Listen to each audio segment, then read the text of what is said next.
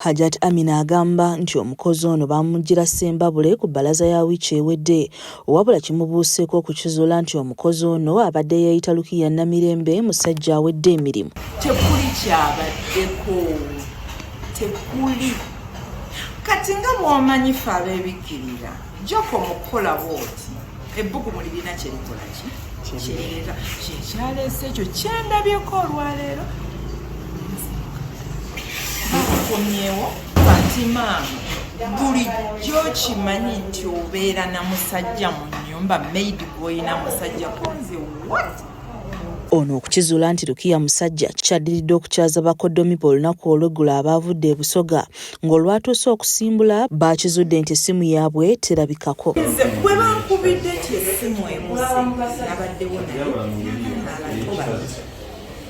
obwongo bwange bwagambye ateekwa kuba tewabadde muntu kuba nabadde nkulekera abagenyi n'enfuluma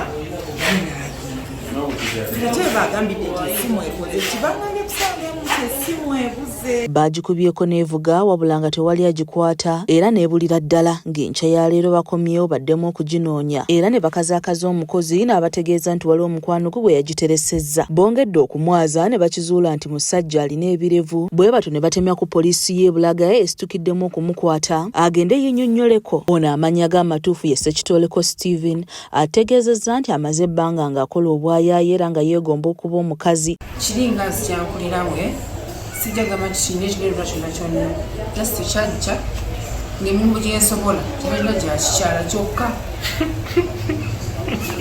ate nga n'okuba nga nkyagala sijja kwogala nti sigamba nti sikyagala ng'era nga nkyagala Ono agamba nti yakolerako mu bitundu by'eggulu, Elango, Elegu n'awalala nga bwe yali eggulu yakwatibwa n'aggalira oluvannyuma lw'abasajja okumukwana ne bakizuula nti musajja munnaabwe ng'olwayimbulwa n'ayolekera Elegu.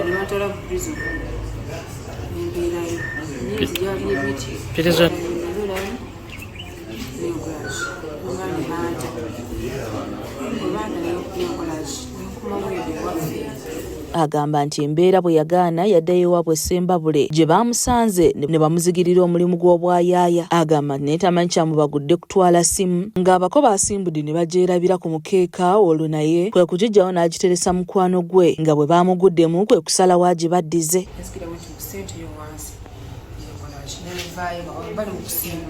Kati mu kusiibula we batimba baali batuseri mukomaawo ebisanga esimba gikoze eki kagigesaawo we bati kabalaza teni kati nkwata essimu nzikirira eri wammanga eri wansi nga ngamba omukyala waawo nga mugamba nonze ki essimu yiino. Yeetondedde Hajat Kossa n'abo bonna be yakosezza ng'agamba abadde tali muze gwa ngalo. Mulamu ni justice amitimu kyokka ankwatulirisa kyokka kinsaba byonna binayoge binabyogedde kale mu busibe oba mu buki naye nsaba kumusonyiwa kyamazima nsaba kumusonyiwa nkulidde ku street kijja kwewakana nkuzaiga yesi ebyekyayi nga sibba naye ngaebyo ebyokwafula omukazi byona byensobola byokka.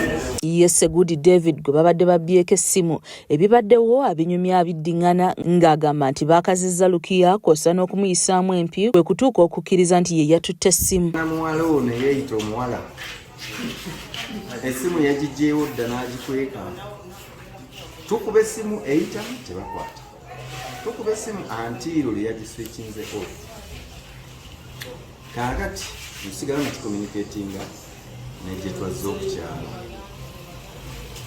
antiiro lwe twagambye tulina okudda leero early in the morning nenkuba emmotoka netukomawo. Agamba nti baamukutte ku mukono abatwale gye yabadde atutte essimu kyokka kyababuuseeko okuwulira ng'omukono gwe bakutte gukaluba nga gwa musajja ng'olumukebedde bazudde nti musajja alina n'ebirevu by'abadde asala buli kadde. Tugenda omukwata omukono okwata owulira gwa kisajja tugenda okulaba amalevu nga gafuyiridde so abadde agasalasalaako neyeebikka.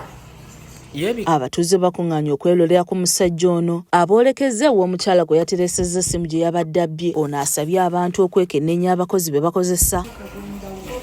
Kutandika kubakebera ne bwakulaga nti mukazi